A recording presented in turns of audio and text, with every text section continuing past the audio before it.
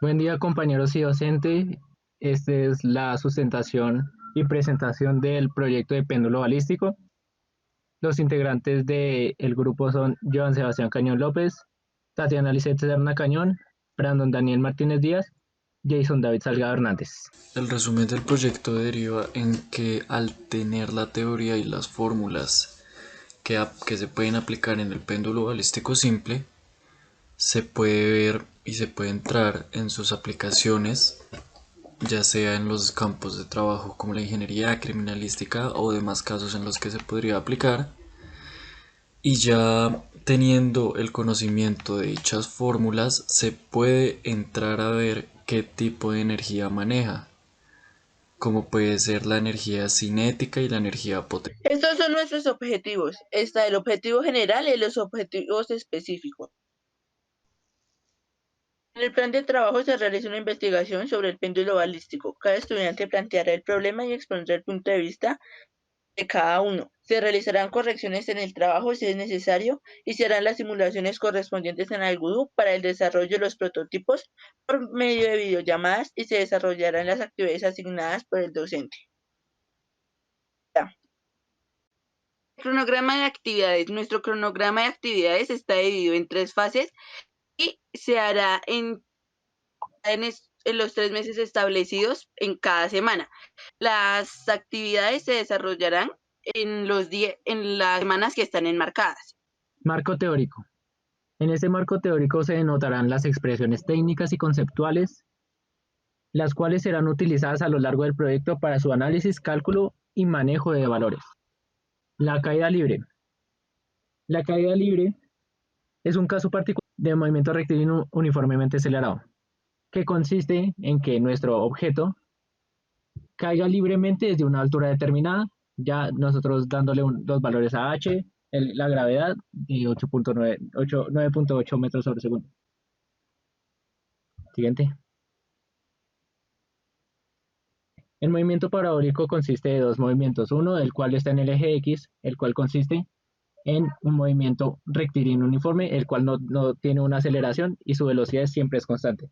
Y en el movimiento en el eje de los Y, el cual está determinado por una aceleración normalmente que es la gravedad. Nuestro tercer gran componente de análisis será el péndulo balístico, el cual evidencia la relación que hay entre un movimiento lineal, una conservación de energía denotada por la igualdad de energía potencial y cinética del sistema, y cómo esa relación describe una conservación de energía por un choque inelástico para así hallar sus correspondientes variables. Definición de variables. A continuación podemos ver en este cuadro que estas van a ser las variables que utilizaremos a lo largo del proyecto y cada una tiene su factor propio de medición. Momento lineal. Existe el momento lineal cuando un objeto tiene dicha masa y su velocidad es mayor a cero. Energía cinética. Esta sucede cuando la fuerza que está ejercida sobre un objeto supera la fricción y en ese momento existe un movimiento. Ahí podemos decir que hay energía cinética. Energía potencial. Podemos decir que existe una energía potencial cuando en un cuerpo se aplican 3 factores: una masa, una fuerza que esté ejerciendo sobre él y una altura determinada. Como lo podemos ver en la imagen de la derecha, vemos una pelota a cierta altura determinada, esa pelota tiene cierta masa y hay cierta fuerza ejerciendo sobre ella. La rapidez inicial se va a ver en el péndulo balístico. En estas prácticas se estará condicionando la magnitud de las dos masas, el proyectil y el péndulo, y la velocidad posterior a la colisión a la que está sometida pues, por medio de un choque inelástico. Por ende, se afecta su velocidad. Conservación de la energía. En el momento de que en el péndulo balístico se efectúe una colisión inelástica, lo cual nos quiere decir que su energía potencial y su energía cinética estarán en todo momento igual, se dirá que la relación entre las dos masas y la velocidad va a ser igual a la relación entre las dos masas por la gravedad y su altura. Las ecuaciones utilizadas en el péndulo balístico van a ser las siguientes. Una nos describe la relación que hay entre las dos masas, la del péndulo y la del proyectil, con la velocidad, la cual está dictaminada después del choque inelástico. Luego encontramos la ecuación de la altura, la cual está dictaminada por la gravedad, la relación entre la gravedad, las dos masas y la velocidad, la cual está después del choque inelástico. En la de abajo se evidencia la conservación de la energía. A un lado tenemos la energía cinética, la cual está descrita por un medio de las dos masas por la velocidad inicial, que se iguala a la energía potencial, la cual es la relación de la gravedad, la altura y la suma entre las dos masas. Luego tenemos un cálculo diferente que consiste en la relación que hay otra vez nuevamente entre las masas, la longitud que hay de el eje hasta el péndulo y en el coseno del cual describe el péndulo al hacer su respectivo movimiento. Todo esto para hallar una velocidad inicial. Aplicación en la ingeniería. Como sabemos, el péndulo balístico se basa en determinar la velocidad con la que es disparado un proyectil. Su mayor aplicación sería en el testeo de las balas, para saber la bala con cuánta velocidad sale y en dónde impacta en la placa de metal.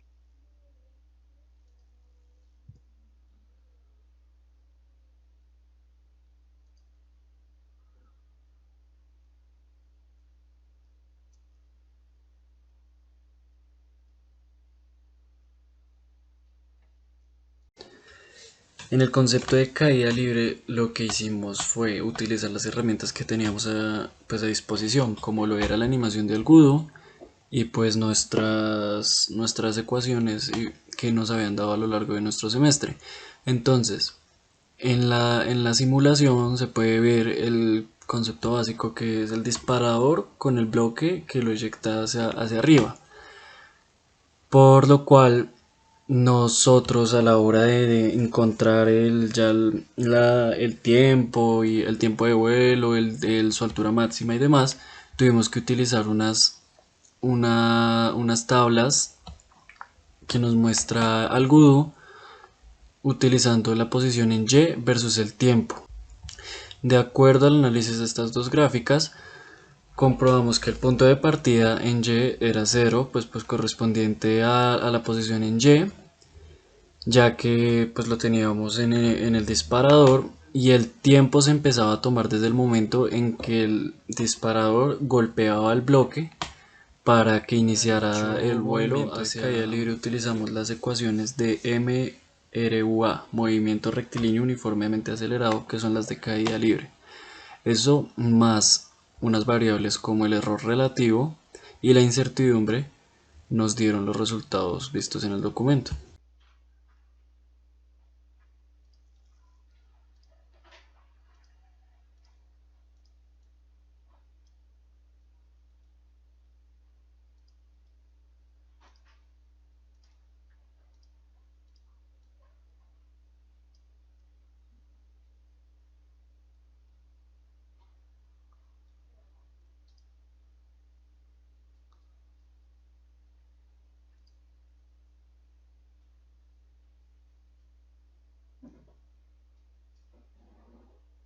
Ahora, como podemos ver en este Excel, tenemos los 20 valores tabulados de la simulación que pudimos ver anteriormente.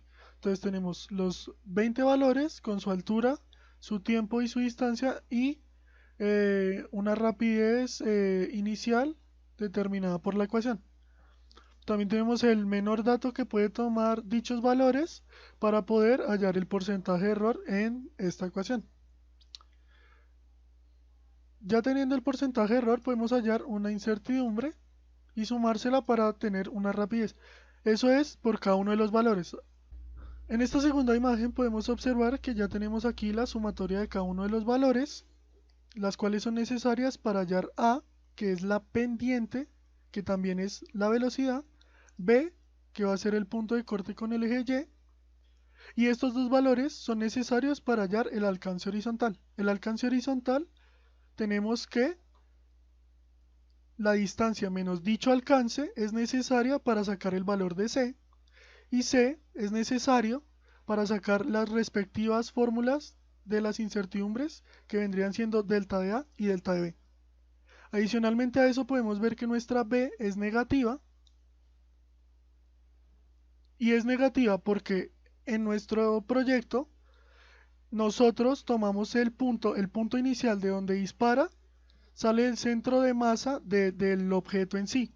El objeto está ubicado un poco antes del punto del eje Y, que vendría siendo 0. Entonces, como él está ubicado un poco antes, toma un valor negativo.